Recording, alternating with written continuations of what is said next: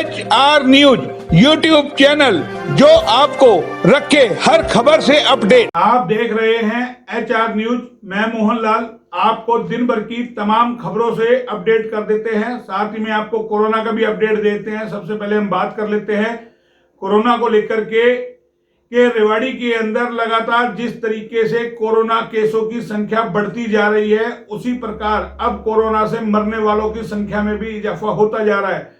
आज का हम आपको बता देते हैं, आज एक और जहां नए 15 कोरोना पॉजिटिव केस आए हैं, वहीं उनमें से एक की मौत भी हो गई है। तो यानी कि कल 4 हुई थी, आज कोरोना से मरने वालों की संख्या रेवाड़ी जिले में 5 हो गई है।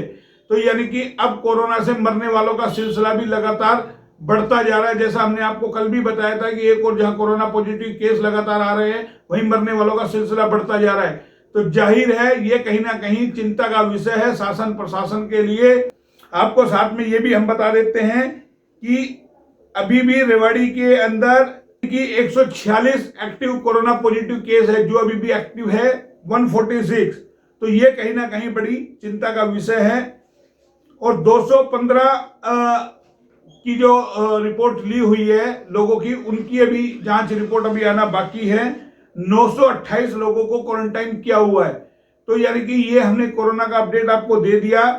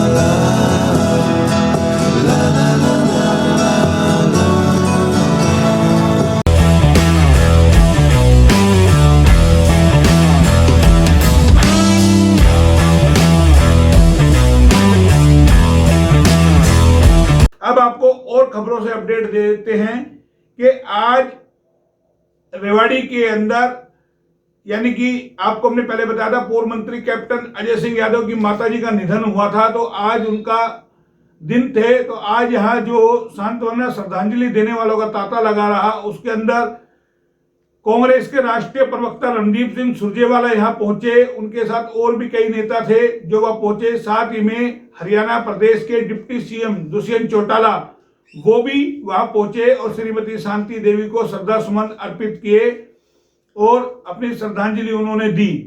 साथ ही आपको बता दे, डिप्टी सीएम ने जिला मुख्यालय पहुंचकर प्रशासनिक अधिकारियों की मीटिंग भी ली और एम्स के मुद्दे पर यानी कि चर्चा की, पूरी जानकारी ली। तो उन्होंने जब मीडिया से बात की तो बताया कि जमीन अधिग्रहण का कार्य जारी है।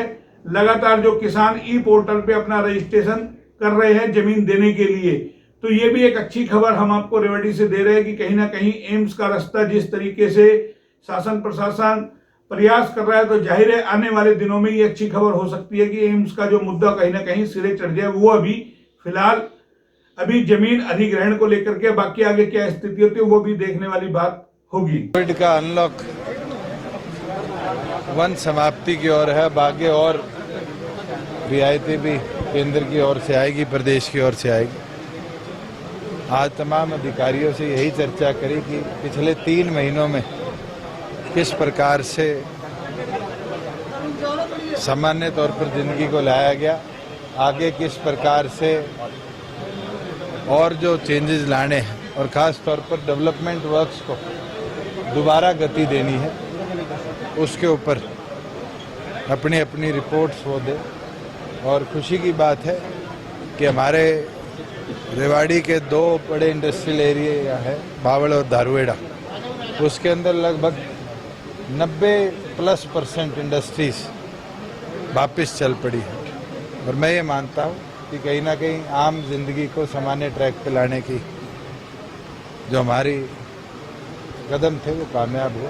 अब धीरे धीरे शहरों के अंदर कैसे और रियायतें दी जाए, उसके ऊपर आने वाले दिनों में स्टेट चर्चा करेगा। सर, जिस तरीके से केसेस बढ़ रहे हैं लगातार, उसकी रोकथाम के लिए और क्या कुछ विशेष कदम उठाए? मैंने रेवाड़ी का चेक किया है कि अभी 154 केसेस यहाँ एक्टिव है और 154 के अंदर केवल मात्र 5 ऐसे लोग हैं जो आज ऑक्सीजन सपोर्ट पर है, जो कि लगभग 3% है। मैं मानता हूँ कि डॉक्टर्स अच्छा अपना प्रयास कर रहे हैं और हमारा प्रयास है जो आने वाले समय में भी हम इसकी गंभीरता देखते हैं, उस हिसाब से एक एक ऑफिसर भी, एक एक हेल्थ वर्कर भी अपना पूरा एफर्ट दे रहे हैं।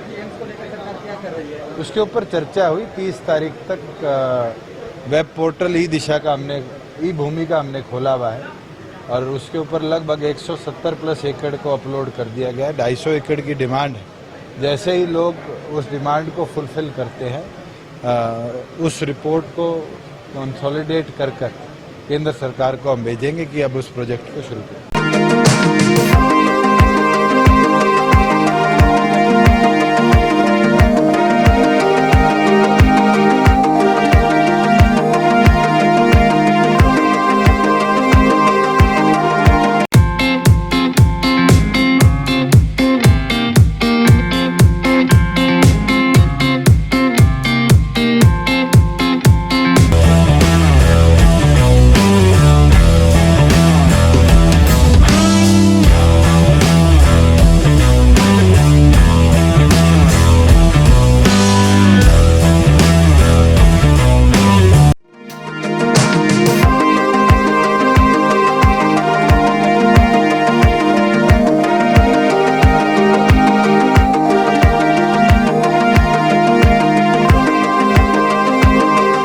साथ में अब हम आपको बता देते हैं कि महेंद्रगढ़ से होता हुआ टिड्डी दल रेवाड़ी जिले में भी प्रवेश कर गया है, यानी कि उसको लेकर के किसानों की चिंता बढ़ गई। शासन प्रशासन की कहीं ना कहीं चिंता पूरी तरीके से बढ़ गई है।